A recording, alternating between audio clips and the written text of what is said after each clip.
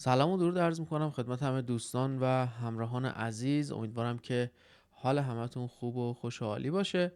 توی این ویدیو میخوام در رابطه با ساختار باهاتون صحبت کنم و توی این ویدیو یاد میگیریم که چجوری یک ساختار مارکت رو تشخیص بدیم و متوجه بشیم که روند صعودی کی تغییر میکنه، روند نزولی کی تغییر میکنه، اصلا روندمون تا کجا قراره ادامه داشته باشه.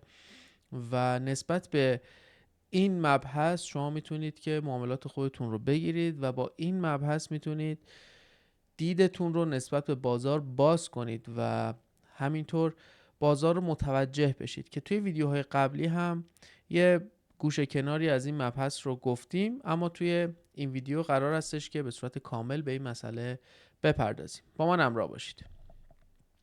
خب بچه‌ها، خیلی اوقات یک روند صعودی داریم، به این صورت داره این روند به سمت بالا حرکت میکنه و بعد از اینکه حرکت خودش رو به سمت بالا انجام داد میبینید که طول سقفایی که میزنه و طول اصلاحاش هی داره کمتر و کمتر میشه و یه همچین اتفاقی رو شما میتونید شاهد باشید. خب یعنی یک روند صعودی تبدیل شده به یک روند نزولی. من سقف و کف ها رو اینجا برای شما مشخص میکنم. این سقف و کف هایی هستش که یک روند تشکیل میشه.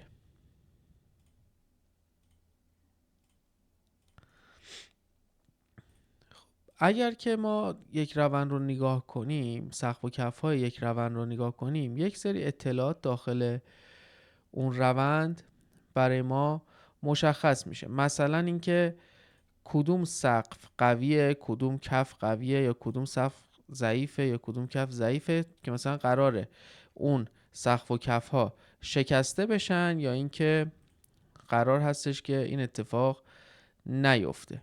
من این رنگش رو مشکی بکنم، این رو هم به رنگ قبلی خودش در بیارم.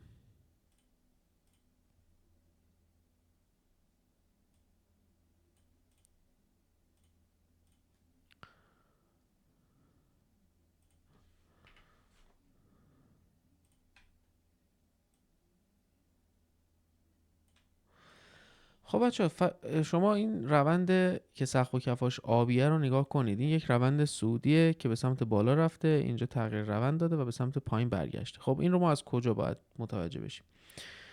ببینید، اول از همه ما باید یک موضوعی رو متوجه بشیم، موضوع به عنوان سقف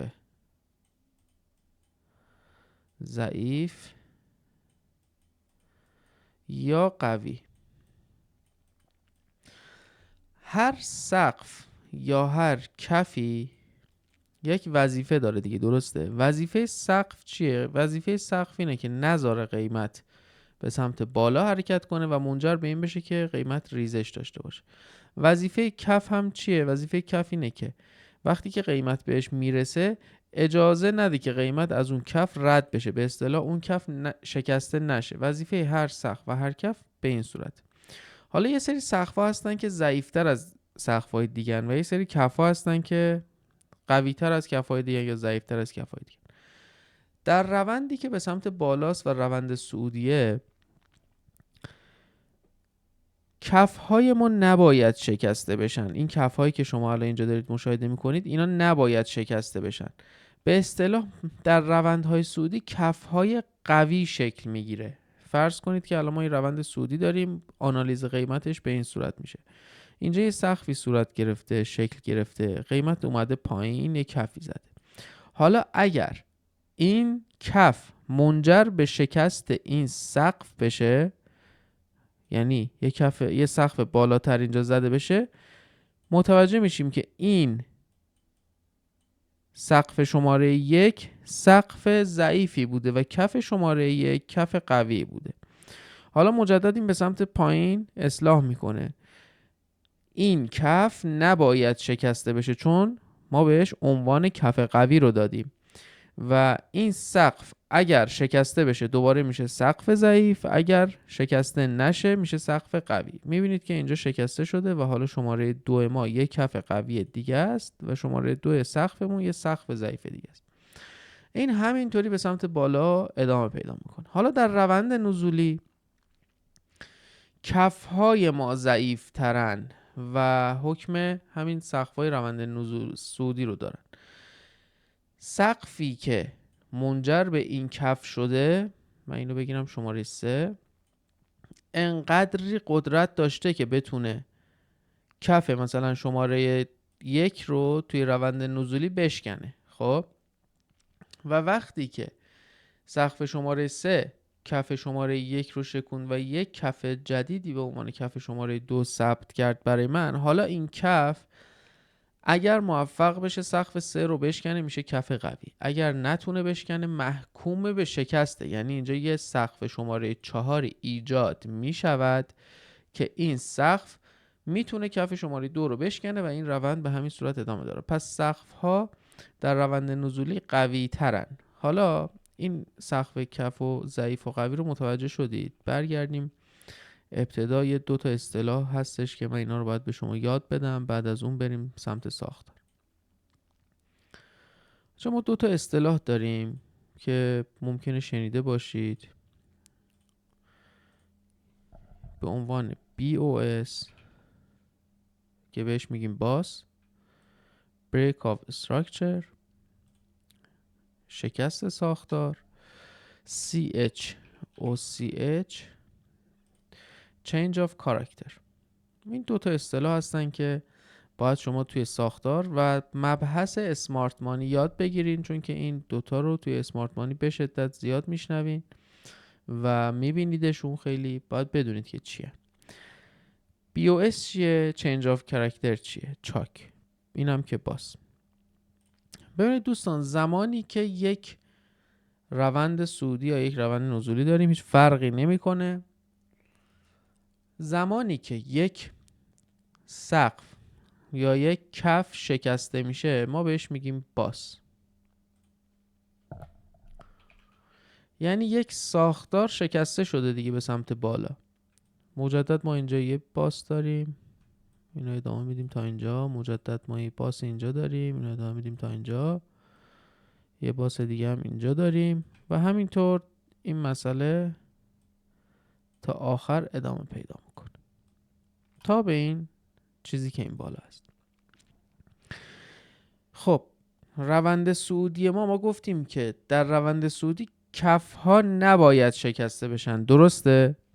خب اگر کفی شکسته شود در روند صعودی change of character اتفاق میفته، یعنی چاک صورت میگیره. یعنی اینکه تغییر کاراکتر بازار داره عوض میشه، یعنی میخواد که تغییر کنه. اصلا اگر روندمون صعودی باشه میخواد نزولی بشه، اگر نزولی بوده میخواد صعودی بشه. 2 تا مورد اینجا وجود داره بچه‌ها. BOS یا همون باس حتما باید با کلوز کندل باشه. یعنی اگر ما یک کندلی مثلا به این صورت اینجا داریم که سقفمونه، اگر بخواد BOS تشکیل بشه کندلی که این سقف رو میشکنه باید بالای این سقف کلوز کنه. حالا به هر نحوی کلوزش بالای این سقف باشه، اون وقت میشه باس. اگر باس با شادو باشد، یعنی اگر اینجا با شادو شکسته بشه سقفمون میاد آپدیت میشه اینجا. یعنی حالا کندل بعدی اگر بتونه بالای این کلوز کنه که دوباره باس بوده، اگر همینجوری شادو باشه سقفمون آپدیت میشه تا زمانی که این بالاش کلوز بده. اگر هم زیاد شما اینجوری شادو میبینید، باس با شادو میبینید، معمولا انتهای روند این اتفاق میفته. یک نشونه از اینه که قیمت میتونه به سمت پایین برگرده. و در روند صعودی کفی که باس میدهد، یعنی منجر به باس میشود، کف قویه. حالا اگر این کف هر چقدر این سقف رو بشکنه ولی نتونه BOS تشکیل بده، احتمالاً یک کف ضعیفه و میتونه شکسته بشه. این نکته بود که باید حواستون بهش باشه. change of character هم میتونه با شادو باشه، هم میتونه با کلوز باشه، هیچ فرقی نمیکنه. وقتی که تغییر ساختار، تغییر کاراکتر صورت میگیره داخل بازار، چه اتفاقی میفته؟ چه با شادو چه با کلوز زمانی که در روند صعودی یک کفی به سمت پایین شکسته بشه، تغییر کاراکتر صورت میگیره و از این به بعدش وقتی که کف‌های دیگه شکسته بشن، یعنی کلوز زیر کف‌های دیگه اتفاق بیفته، میگیم که دوباره ما BOS داریم در جهت روند نزولی. میبینید که اینجا بعد از این BOSی که اتفاق افتاده، قیمت برگشته به سمت بالا و سقف قبلی خودش رو شکسته، ولی مجددا برگشته به سمت پایین. خب اگر یه همچین اتفاقی افتاد، خب ما گفتیم که در روند نزولی سقف نباید شکسته بشه دیگه. اگر شکسته بشه چنج آف کاراکتر صورت میگیره، یا در روند صعودی کف اگر شکسته بشه چنج آف کاراکتر صورت میگیره. زمانی که ما یک چنج آف کاراکتر داشتیم، یک چاک داشتیم و بعد از اون مجددا قیمت در جهت حرکت قبلی خودش حرکت کرد، مثلا مثل اینجا، الان ما اینجا یه چنج آف کاراکتر داریم، چون منطقمون میگه که خب اگر این کف شکسته شده، این کف ضعیفه، پس نباید بتونه این سقف رو بزنه. حالا که این سقف رو زده، پس اینجا میشه کف قوی و چنج آف کاراکتر اینجا اتفاق میفته. اگر که برگرده مجدد به سمت پایین و همون کفی که ما ازش انتظار قوی بودن داشتیم رو بشکنه، مجدد BOS شکل میگیره. اینجا دوباره نباید بنویسید چنج آف کاراکتر، مجدد BOS شکل میگیره و زمانی تغییر روند ما تایید میشه. یعنی روند ما مثلا چه زمانی بعد از اینکه چنج آف کاراکتر داد، ما مطمئن میشیم که دیگه روندمون عوض شده. زمانی که بعد از چنج آف کاراکتر ما یک BOS ببینیم، میتونیم این رو بگیم که خب روند ما تغییر کرده و اگر که صعودی بوده نزولی شده، اگر هم که نزولی بوده الان میتونه صعودی بشه. این موارد رو میریم با هم دیگه روی چارت و تمرینشون میکنیم. فقط حواستون به این نکاتی که بعد مد نظر داشته باشید باشه. این کلیت ساختار بود. خب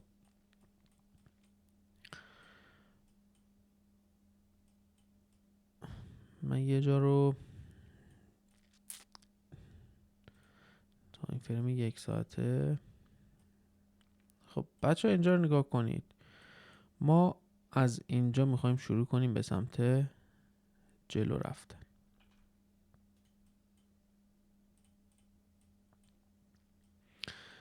الان اصلا هیچ کاری به این قبلش ندارم که روندش چی بوده و اینا. من فقط میخوام الان اینجا شروع کنم، سقف و کف‌ها رو مشخص بکنم.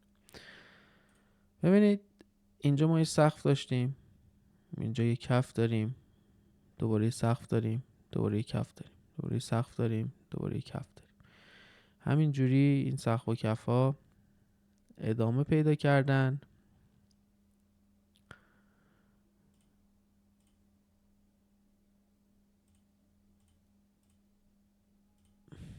به این صورت.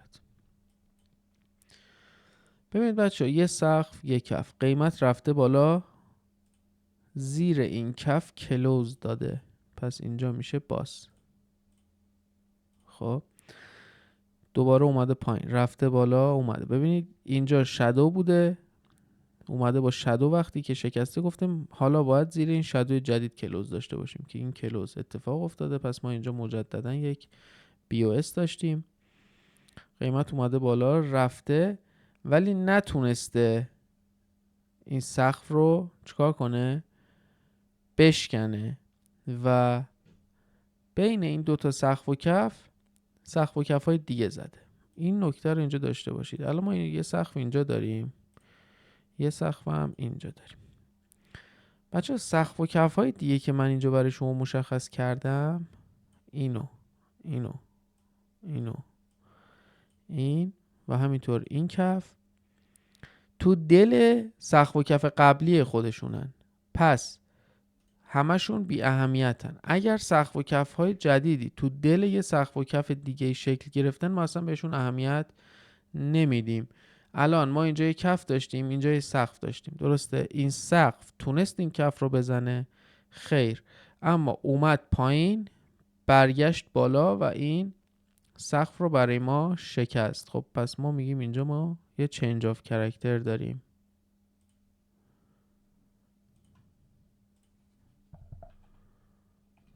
خب قیمت اومده پایین، دوباره برگشته بالا. تونسته کلوز بده این بالا؟ نه. پس در نتیجه اینجا BOS ما نداریم. یک اصلاحی رو به سمت پایین اینجا ما داشتیم. بعد از اون قیمت رفته بالای این شادو کلوز کرده. ببینید این کلوز کندل بالای این شادو. پس ما اینجا میتونیم بگیم که BOS داریم و میبینید که بعد از این BOS روندمون کامل صعودی شده و سقف بعدی که اینجا شکل گرفته قیمت بالای اون سقف کلوز داده. دوباره اینجا یه سقف شکل گرفته، بالاش کلوز داده. پس این شد BOS و چنج آف کرکتر.